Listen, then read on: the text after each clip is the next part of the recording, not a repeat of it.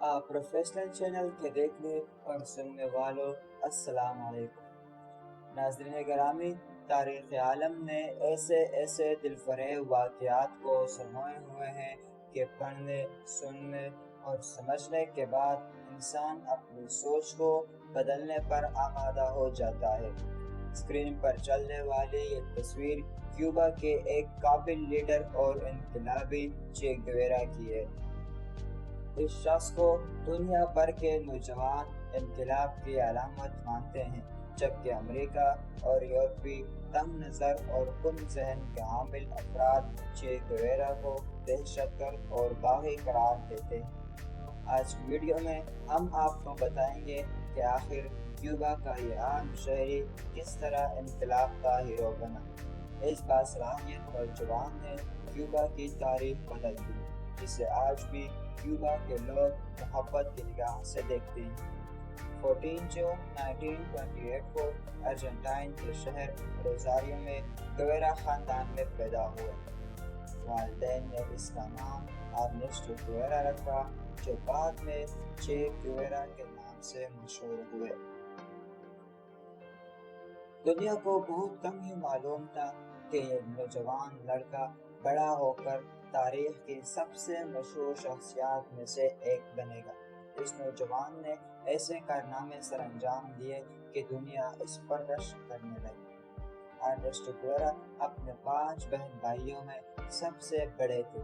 گویرا کو بچپن میں استھما کی بیماری تھی، جس کی وجہ سے والدین نے اسے گھر ہی میں تعلیم دی۔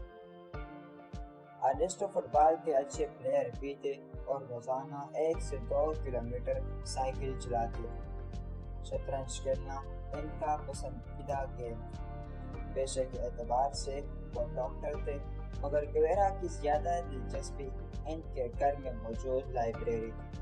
وہ شاعری کی کتابوں کا زیادہ مطالعہ کرتے تھے۔ اس مطالعے نے اسے کمیونزم کے قریب کر دیا۔ یہ وہ دور تھا کہ جب دنیا 2 واضح نظاموں میں تقسیم ہو چکی تھی۔ ایک طرف امریکہ، برطانیہ اور فرانس جیسے ممالک سرمایہ دارانہ نظام چاہتے تھے اور طاقتور ممالک کو ساتھ ملانے کی ہمہ وقت کوشش کرتے۔ دوسری طرف کمیونزم یعنی غریبوں کی حمایت کا تابع دارانہ نظام تھا، جس میں روس اور ارد گرد کے چند ممالک کمیونزم یعنی غریبوں کی حمایت کا تابع دار تھے۔ برصغیر پاک و ہند 1940 کی دہائی وہ دور تھا کہ جب یہاں کی عوام کمیونزم کی دیوانی تھی، کیونکہ یہاں بھی سرمایہ دارانہ نظام یعنی انگریز حکومت تھی۔ گویرا کو کمیونزم کی طرف لانے میں کتابوں کا ہاتھ تو تھا ہی، ساتھ میں سفر کرنے کی عادت نے بچپن ہی میں سائیکل اور موٹر سائیکل دونوں سفری سہولتوں کی مدد سے اپنے ملک ارجنٹائن کا سفر کیا۔ اس دوران گویرا نے پڑوسی ملک چلی، کولمبیا اور وینزویلا کا سفر بھی کیا۔ چے کے سفر میں ایک اہم موڑ تب آیا جب وہ 1954 میں گواٹے مالا پہنچے، جب چیکوئی اربنز کی جمہوری طور پر منتخب حکومت کا امریکہ نے تختہ الٹ دیا۔ اس اصلاح پسند حکومت کا تختہ الٹنے اور بیرونی مداخلت نے گویرا کی آنکھیں کھول دیں۔ اس تجربے نے ان کے انقلابی یقین کو مزید تقویت دی۔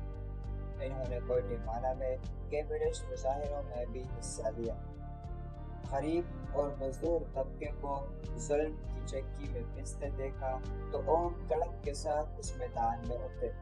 کم عمری میں ہی انقلابی سرگرمیوں کو اپنا کر انہوں نے اپنے جذبے کو عوام کے سامنے پیش کرنا شروع کیا۔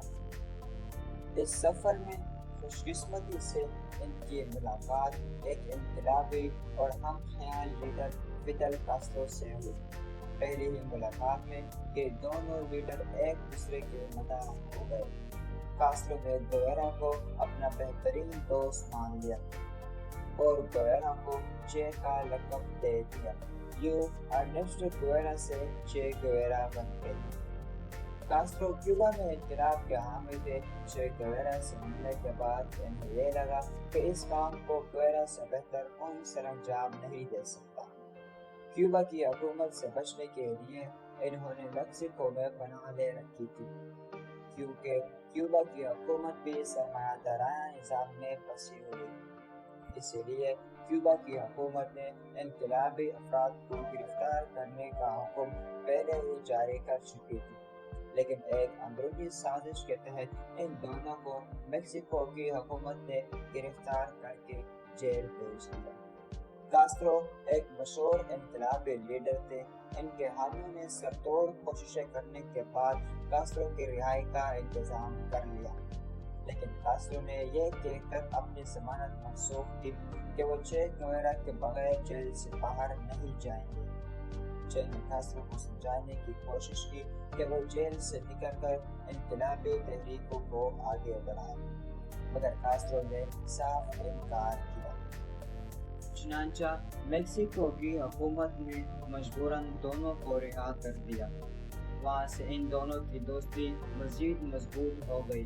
جیل سے رہائی کے بعد دونوں کیوبا آ گئے اور انہوں نے اپنے انقلابی مہم کو مزید تیز تر کر دیا۔ اب جب وہ کیوبا میں موجود تھے تو انہوں نے ایک انقلابی لشکر تیار کیا۔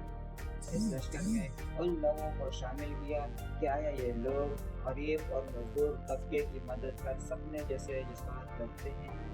پھر اس کے بعد ان لوگوں کو فوجی تربیت دینا شروع۔ پھر دسمبر 1956 میں چے اور کاسترو نے اپنی انقلابی لشکر کے ساتھ باتیسٹا کی حکومت کے خلاف گریلا جنگ شروع کی۔ باتیسٹا کی حکومت میں جبر، انسانی حقوق کی خلاف ورزیاں، بدعنوانی ایک عام سی بات تھی اور وہ دولت مند اشرافیہ کی طرفداری بھی کرتے تھے۔ باتیسٹا ایک ظالم ڈکٹیٹر اور صدر تھے۔ یہ سفر چے گویرا کے لیے مشکل تھا۔ انہیں متعدد بار ناکامیوں کا سامنا بھی کرنا پڑا، لیکن چے کا عزم کبھی نہیں ڈگمگایا، کیونکہ انقلابیوں کو کیوبا کے لوگوں کی وسیع حمایت حاصل تھی، جو باتیسٹا کی جابرانہ حکومت سے تنگ تھے۔ 1 جنوری 1959 کو انقلابیوں نے کامیابی کے ساتھ باتیسٹا کی حکومت کا تختہ الٹ دیا۔ باتیسٹا بمشکل ایک طیارے میں اپنی جان بچا کر فرار ہو گئے۔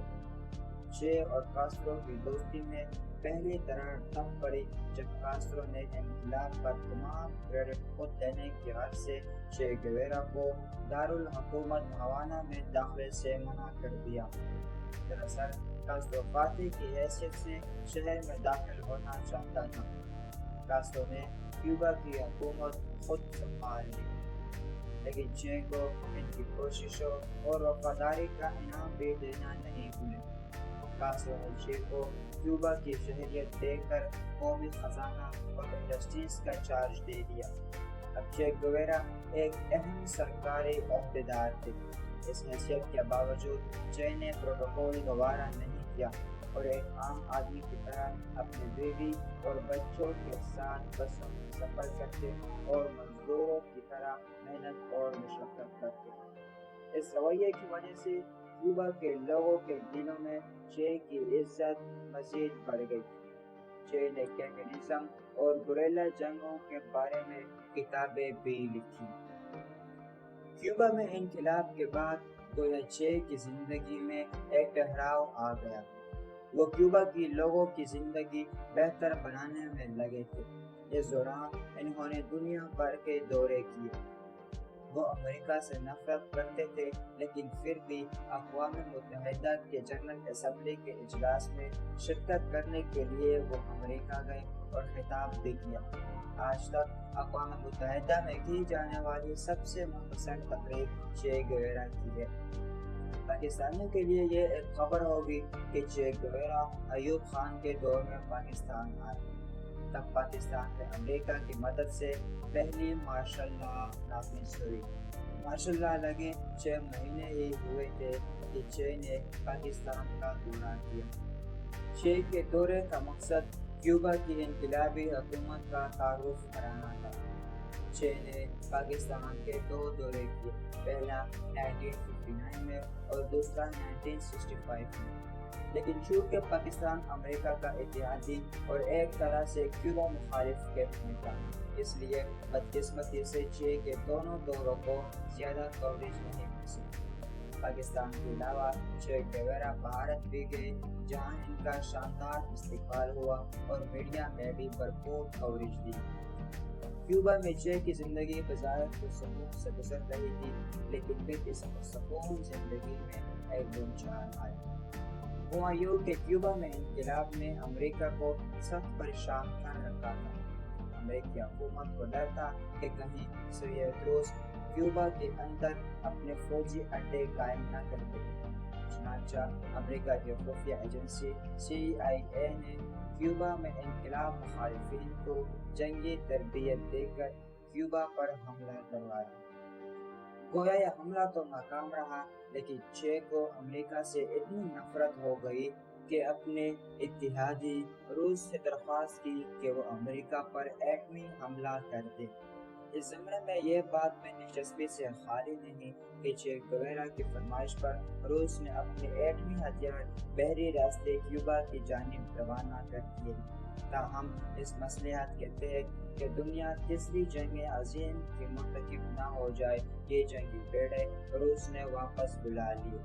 چے کی انقلابی ذہنیت اس مصلحت کو نہ سمجھ سکی۔ چے روس سے ناراض ہو کر چین سے تعلقات بڑھانا شروع کر دیے۔ چین بھی روس کی طرح کمیونسٹ تھا، لیکن عالمی اثر و رسوخ کی جنگ میں چین اور روس ایک دوسرے کے دشمن ہی سمجھے جاتے تھے۔ چے کی چین سے بڑھتی ہوئی دوستی روس کو پسند نہ آئی اور اس نے کاسترو کو مجبور کیا کہ وہ اپنے دوست سے آنکھیں پھیر لے۔ اسی صورتحال کے پس منظر میں امریکہ نے سازشیں کرنا شروع کی۔ کاسترو نے کم عقلی کا مظاہرہ کرتے ہوئے امریکہ اور روس کا ساتھ دیا اور چے گیورا کو سرکاری عہدوں سے بھی استعفیٰ دینا پڑا۔ انقلابی طبیعت کے مالک چے گیورا کو اس عمل سے شدید دھچکا لگا، مگر وہ پھر بھی انقلاب کے حق میں نعرہ بلند کرتے ہوئے افریقہ کے ملک کانگو پہنچ گئے، مگر وہاں کی عوام نے انہیں زیادہ اہمیت نہ دی، جس سے چے کی مایوسی بڑھ گئی اور وہ واپس اپنے ملک کیوبا لوٹ آئے۔ مگر کچھ عرصے کیوبا میں رہنے کے بعد چے نے کسی ایسے ملک جانے کا ارادہ کیا جہاں انقلاب کے لیے کچھ لوگ کوششیں کر رہے ہیں۔ اسی پس منظر میں انہوں نے بولیویا کا رخ کیا۔ جب وہ بولیویا پہنچے تو وہاں کے لشکر نے چے کو اپنا کمانڈر بنانے سے انکار کیا۔ چے چاہتے تو باغیوں کے ساتھ ایک سپاہی کی حیثیت سے انقلاب کی جنگ جاری رکھ سکتے، لیکن ایسا کرنے سے ان کا سارا تجربہ ضائع ہو جاتا جو انہوں نے کیوبا میں بطور کمانڈر حاصل کیا تھا۔ ان کا ایک سپاہی کی حیثیت سے لڑنا بیکار تھا۔ چنانچہ وہ باغیوں سے الگ ہو گئے اور واپسی کا ارادہ کیا، مگر اس بار قسمت نے چے کا ساتھ نہیں دیا۔ ہوا یوں کہ بولیویا کی حکومت اپنے ملک میں چے کی موجودگی سے آگاہ ہو چکی تھی۔ چے کو زندہ یا مردہ پکڑنے کے لیے فوج کا ایک یونٹ بھی تشکیل دے دیا تھا۔ ان علاقوں میں جہاں باغی لڑ رہے تھے، چپے چپے پر فوج کے منہ پر تعینات کر دیے، جو پل پل کی خبر ہیڈ کوارٹر کو پہنچا رہے تھے۔ امریکہ کی خفیہ ایجنسی CIA بھی بولیویا کی مدد کر رہی تھی۔ اسی مخبری کی وجہ سے چے گیورا اور اس کے ملٹری بل سپاہیوں کو بولیویا سے نکلتے ہوئے جنگل میں پکڑ لیا۔ چے اور ان کے سپاہیوں نے فوج کا ڈٹ کر مقابلہ کیا۔ مسلسل فائرنگ کی وجہ سے چے کی بندوق بیکار ہو گئی اور وہ زخمی بھی ہوئے۔ بولیویا کی حکومت نے چے کو زندہ گرفتار کیا۔ امریکہ جو کہ سارے معاملے میں بولیویا کی مدد کر رہا تھا، اسے چے مردہ حالت میں چاہیے تھا۔ اس لیے امریکہ نے بولیویا کی فوجی سربراہان سے کہا کہ وہ چے کو قتل کر دے۔ چے کو 9 اکتوبر 1967 میں بے شمار گولیوں سے چھلنی کر دیا، یہاں تک کہ ان کے دونوں ہاتھ بھی کاٹ دیے۔ پھر اس کی لاش کو بولیویا میں کسی نامعلوم مقام میں دفن کیا۔ فیڈل کاسترو نے چے کی جان بچانے کی بھرپور کوشش کی، لیکن وہ عالمی سازشوں کے سامنے بے بس تھے۔ ہو سکتا تھا کہ چے کی قبر کبھی نہ مل پاتی اگر حال ہی میں دریافت ہونے والی ایک اجتماعی قبر کی تحقیق نہ کی جاتی۔ قبر سے ملنے والی لاش کے ہاتھ بھی نہیں تھے، جس پر مزید تحقیق کی گئی، جس نے یہ ثابت کیا کہ یہ لاش چے گیویرا کی ہے۔ اب حالات بدل چکے تھے اور بولیویا کے آرٹسٹوں نے ایک خاص لکڑی کا تابوت بنا کر چے کی باقیات کو کیوبا روانہ کر دیا۔ فیڈل کاسٹرو نے اپنے پرانے دوست کو پورے فوجی اعزاز کے ساتھ سانتا کلارا شہر میں دفن کیا، ایک 22 فٹ اونچا مجسمہ نصب کیا اور ایک سفید دیوار پر چے کی جدوجہد نقش کر دی۔ آج بھی کیوبا کے اسکولز میں روزانہ چے گیویرا کو سلامی پیش کی جاتی ہے، جبکہ کچھ مغربی ممالک میں چے گیویرا کو دہشت گرد اور باغی کے روپ میں دیکھا جاتا ہے۔ چے گیویرا کی موت نے ان کی زندگی کا خاتمہ تو کر دیا، لیکن ان کے نظریات اور ظلم اور ناانصافی سے لڑنے کے عزم نے انہیں پوری دنیا میں انقلاب کی علامت بنا دی۔ چے کی مشہور تصویر انصاف کی علامت اور دنیا بھر میں سماجی تحریکوں کے لیے ایک ریلنگ پوائنٹ بن گئی۔ آج بھی چے گیویرا کی یاد ان لوگوں کے دلوں میں زندہ ہے جو ایک بہتر اور منصفانہ معاشرے کے لیے جدوجہد کرتے ہیں۔ اس کہانی سے ہمیں یہ سبق ملتا ہے کہ ایک فرد کا عزم اور یقین لاکھوں لوگوں کی آزادی اور مساوات کا سبب بنا۔